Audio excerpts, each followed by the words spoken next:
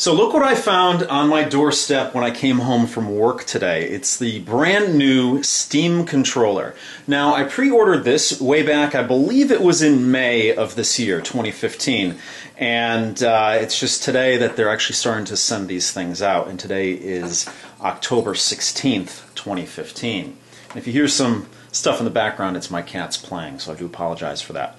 But anyway, the Steam controller is a unique kind of controller. We're going to take a closer look at it when I actually get it out of the box. But you might notice, if you haven't already heard about this thing, you might notice that you've got a different look to this controller just by taking a look at the representation on the box here. You have one analog stick, and then you have these pads here which actually do the function of your navigation and everything like that. So they're actually touch-sensitive pads.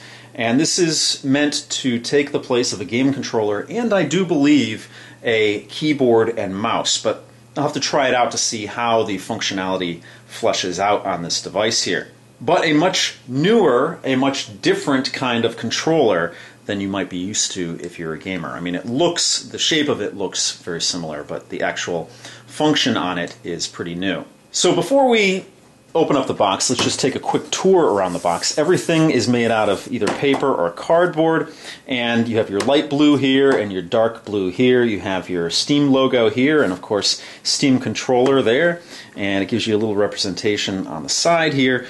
It says requires a computer, minimum Windows 7. It also works on Mac OS 10.10 or Steam OS, which is a Linux operating system. Let's see, you have to run the Steam client, as you would imagine. Of course, that's free, and if you have Steam games, you know what I'm talking about. On the top here, you can see that this is the retail box, because it has that little plastic hanger there.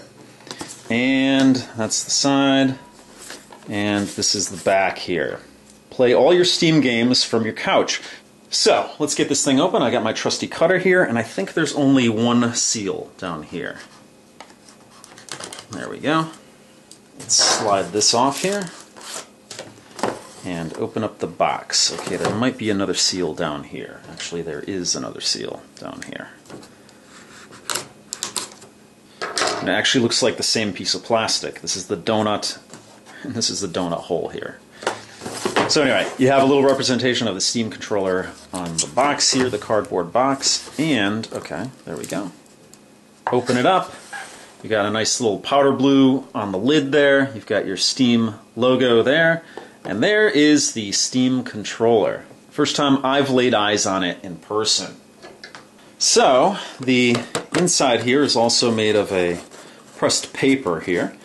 And let's pull this thing out for the first time and let me lay my hands on it. So, my first impression is you'll learn a lot of new buttons on here. There's actually 3 buttons on the back, but we'll get into that in a second. It's going to be a very interesting device to try out here. Let's show you the side view here. You see that it actually comes up. A lot of controllers go down. This one actually comes up to fit into the palm of your hand, so your thumbs go down as opposed to going up on a regular controller.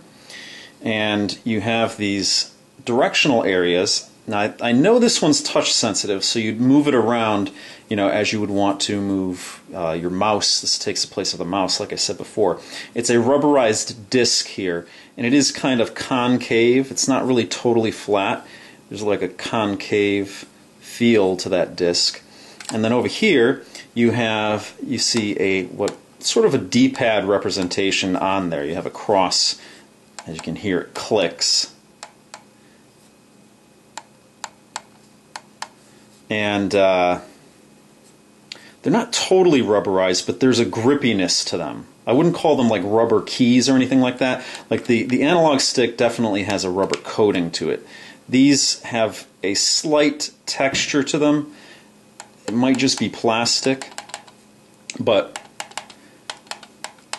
they click. Now the mouse area here clicks in all directions, as does, okay, so both discs click everywhere.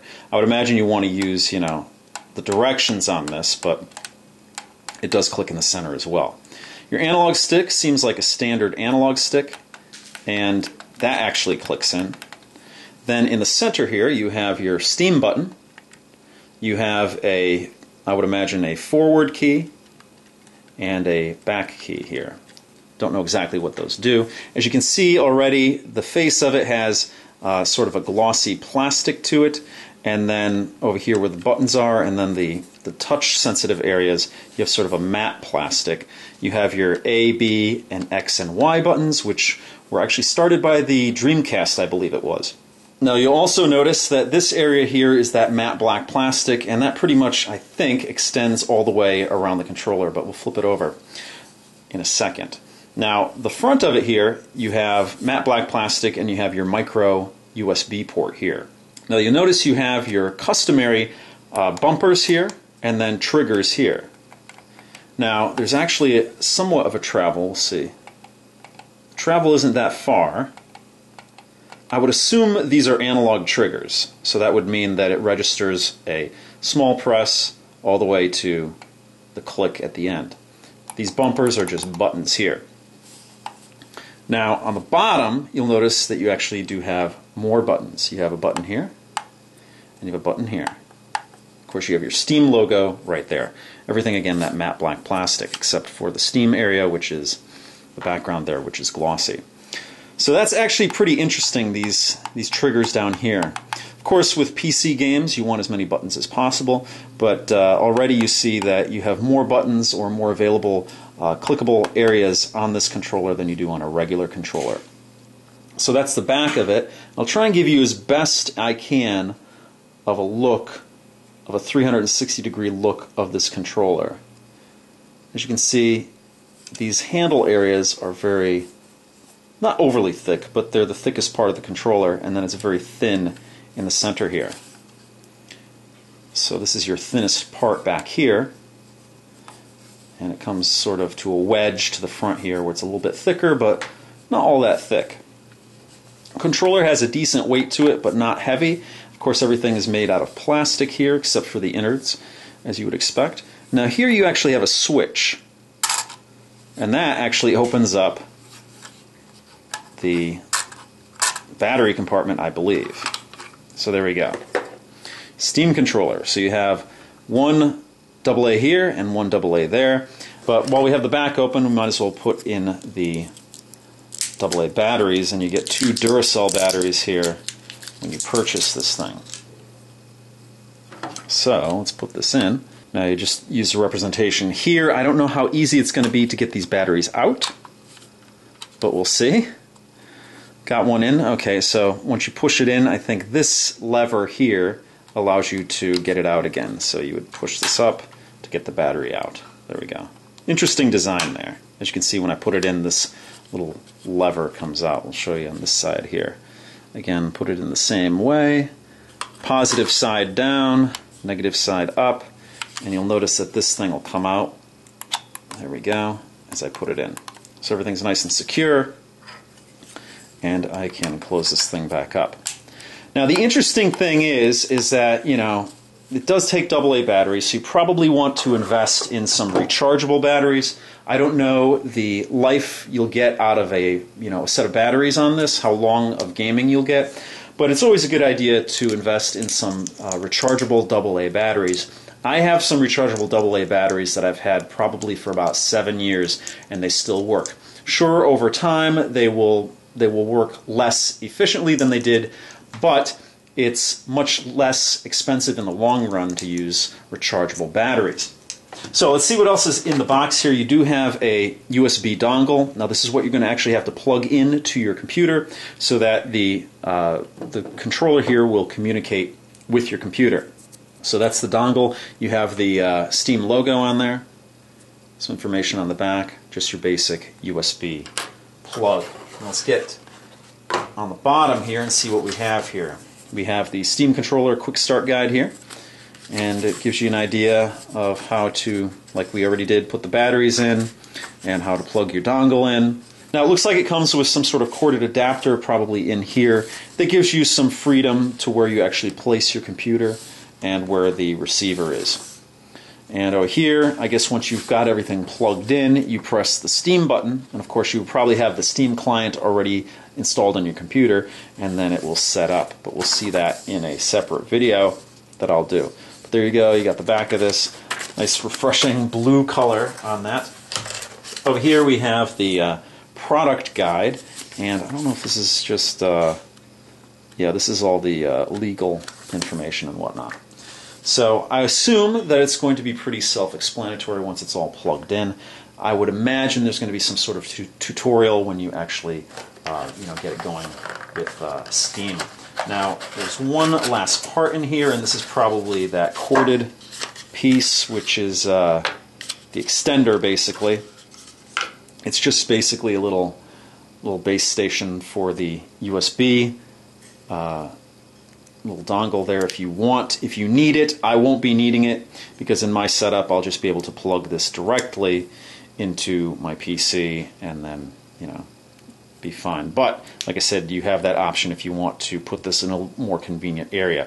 And it does have this little station here, this little dock, has a decent weight to it. I mean, it's not real heavy, but it has a decent weight to it that it's going to stay, probably stay where you put it, because with corded things, sometimes if it's very light, you might end up with it where you didn't want to put it and it's on its side or something like that.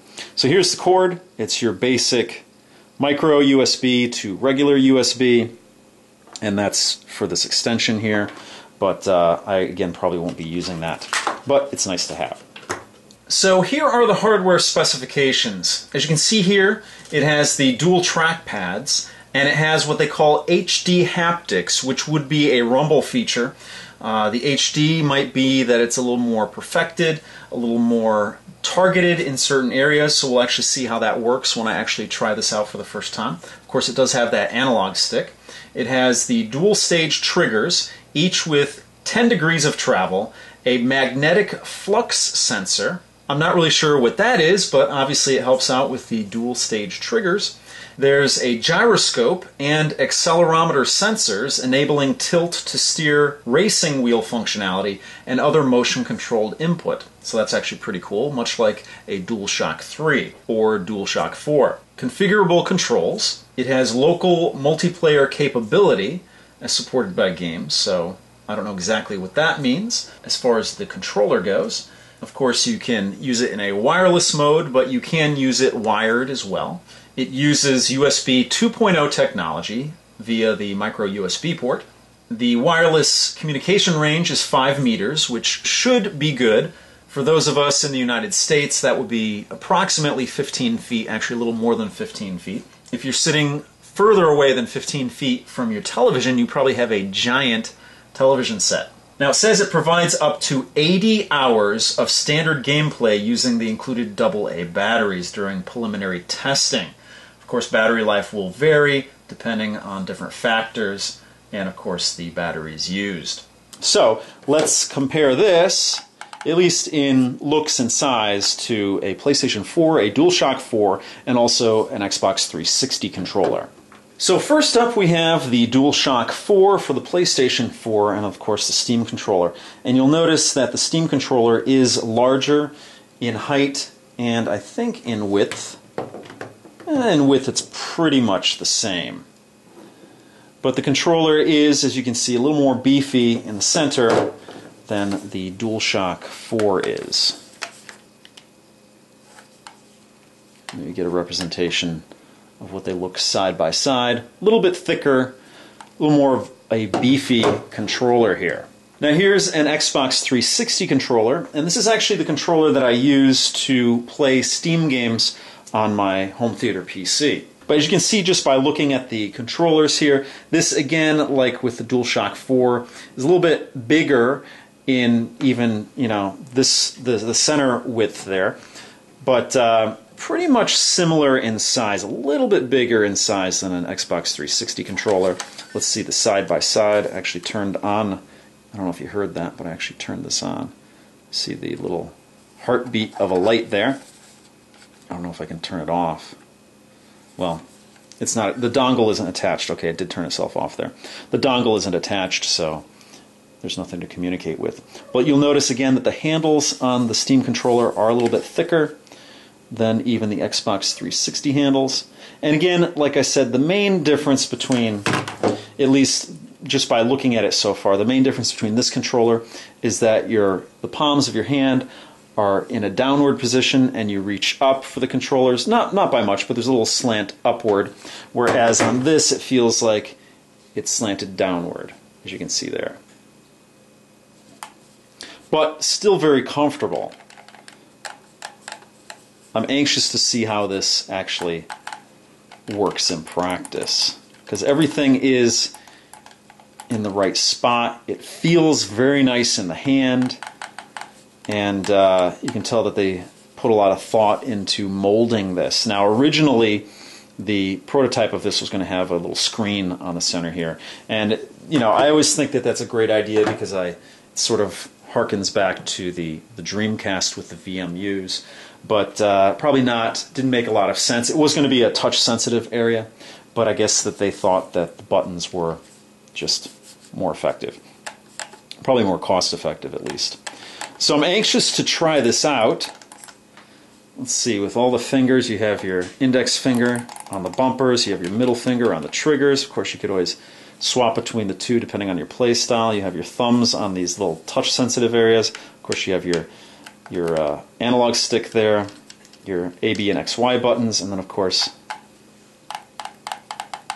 the back buttons there. So, anxious to try it out. In weight-wise, it's actually the 360 controller feels maybe a little bit heavier, so that'll give you an idea of the weight of this.